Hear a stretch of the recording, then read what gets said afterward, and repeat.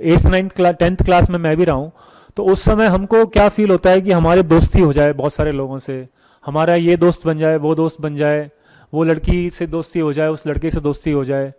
तो उसमें क्या होता है कि हम सोशल मीडिया का, हम डायरेक्टली बात नहीं करते तो हम सोशल मीडिया के थ्रू जाने की कोशिश करते हैं। तो कभी कभी क्या होता है कि सोशल मीडिया से आपको गलत आदमी की फ्रेंड रिक्वेस्ट आ जाएगी, फोटो किसी और का होगा और आदमी एक्चुअली कोई और यूज हो रहा होगा। तो ऐसा हमने एक केस कैनकोना में देखा भी था। कैनकोना में हमने एक आदमी को अरेस्ट किया था, उसने एक अंडर एज लड़की को किसी और का नाम लेके प्रोफाइल बनाई और उसको लड़की को हरास किया। तो ऐसा हो सकता है कि आपको कोई अगर दिख रहा है कि ये मेरा जो है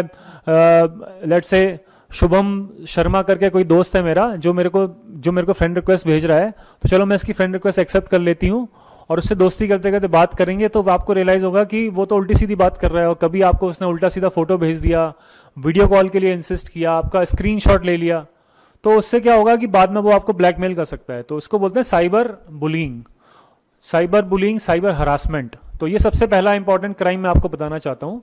कि आपकी जो नेसेसिटी, आपको क्या फील होता है कि मुझे दोस्ती करनी है लोगों से, लेकिन दोस्ती करने के चक्कर में क्राइम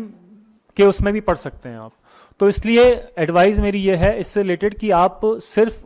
अपने जो फिजिकली जानने वाले दोस्त लोग हैं, उन्हीं से आप फेसबुक पे या फिर इंस्टाग्राम पे दोस्ती करें। उसके अलावा अननोन आदमी को अपने लिस्ट में आने ही ना दें, क्योंकि अननोन आदमी आएगा तो वो किस तरीके से आपसे बात करेगा, किस तरीके से आपको बहकावे में ला सकता है, उसका आपको आइडिया नहीं है। तो